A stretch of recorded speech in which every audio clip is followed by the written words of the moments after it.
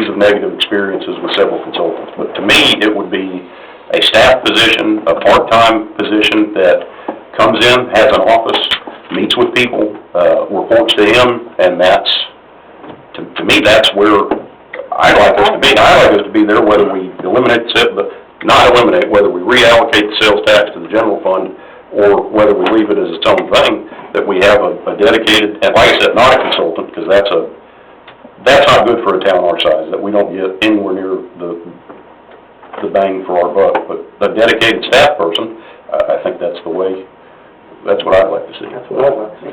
But like I said, I have I'm not dying the wool on any of this. I think it's something that it's good for us to be talking about it and looking at it going forward. Well, when the citizens wanted you, they said they want the businesses to help pay the taxes.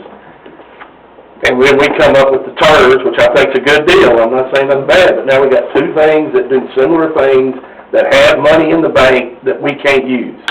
But if they need help, like y'all needed help to buy the strip center, they can come get tax money the other way. I think it needs to be a two-way street. Well, I think too, I think it would be good looking at forward if we keep EDC for EDC being able to reimburse the general fund for certain either employees or different things that right now the general fund kind of subsidizes. I think that's good too. So there's a lot of ways I think we can go with this, and I think it's good that we. This is no way do I want to eliminate EDC as a board. I wish I could buy an EDC and TERS as a second board so that we don't get redundancy on that deal too. I know we all get $1 a meeting, but it would be nice if everybody was working together. You know, the two boards work together to me. Right. Okay. So I think we'll keep an eye on this. Bring it. I don't think it has to come back at a fixed time. Just look at. Unless you want to put it on like the November election, then I need to know something in July. I would strongly prefer, even if it's a direction we go in, I don't see a reason doing it in November, because then we're paying to have a special election to talk about. So yeah, if we did it, I think we'd have to look at doing it next May, and so we'll just sort of keep an eye on it. Okay. Okay, thank you. Item number 13 is consider revisions to the city sign ordinance as codified in Article 3.12 signs of the River Oaks Code. Who's this? Marvin? I can start it off. I think I wanted the council to kind of look through it. I've highlighted some of the areas that I've been working on. I think portable signs is the biggest issue. You know, right now we've got it where they register it and put it up 60 days, and they got to take it down for at least 30 and then put it up another 60. And we went in there and told them they had to make it professional, but they're still going to have the stick-up numbers and stuff in them. Originally, when we did the sign ordinance back in 05, I believe it was, we said we wanted to give our businesses the opportunity to promote themselves. We didn't even charge a permit fee for the portable signs, but we're receiving a lot of complaints about it. It just kind of makes the boulevard look bad, and that maybe we've reached that time in our what we do is to want to do away with the portable signs completely. And except for the 21 days we have in there right now when there's grand opening, but that's in a totally different section in the ordinance, in which they can come back and get an extension of time for the city council. We have exercised that several times here. We did it with Liberty Tax, if y'all remember. We've done it with some other new businesses or a grand opening or something like that.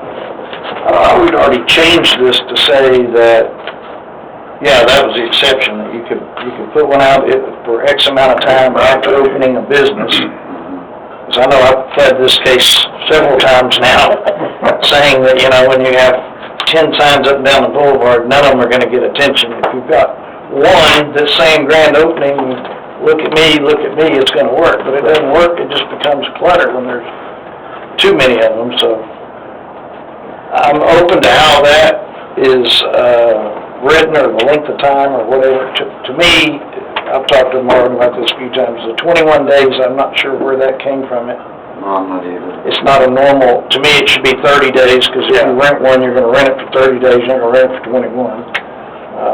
And I would bet you that the sign companies are probably gonna come pick it up after 30, because that's what they do with everybody else. We're talking about the feather signs too, aren't we, Marvin? The feather signs, we treat the same way, the 21 days.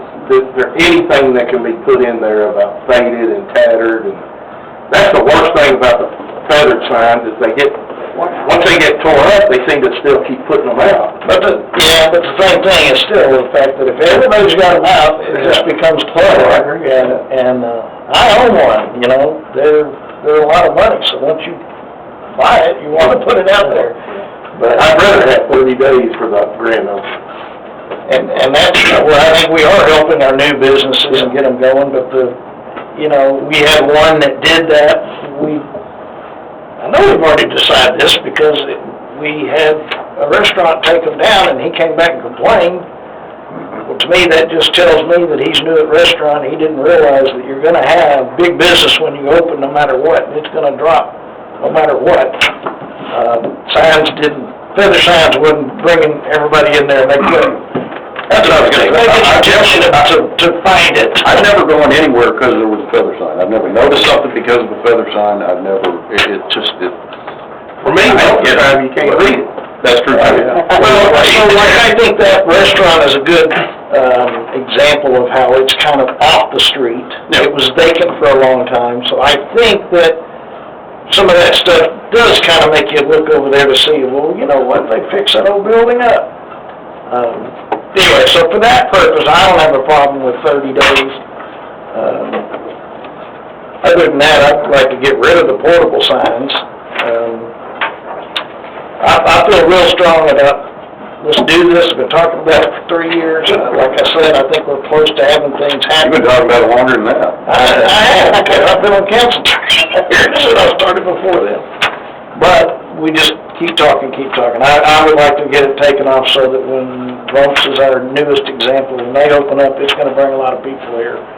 I not only wanna get this straightened up, I think that we should make a push with code to enforce it, to clean up the boulevard. Let's get out there and let's get. Yeah, I agree. And so, and there's a lot of other side issues that I'll address when it's time.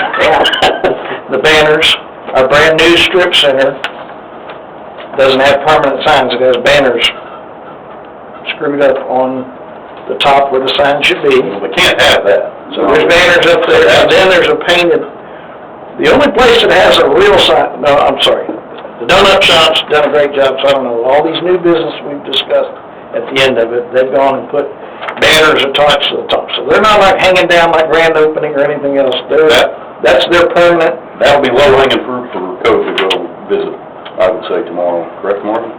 Yeah, and And I wanted to they say- actually have made contact with them over it. I don't know where we're at on it, I will. They had 12 feather signs, that one strip to put out. So the other thing that I did mention to them is that now we've addressed the murals and all that, and there's some confusion there, but they have a sign, not a mural, painted on that building. The only one that has a real sign on the side of the building, they have something painted on the building. And it looks fine, I don't have a problem with it, but that's the decision we made, so ignore it or enforce it, whatever.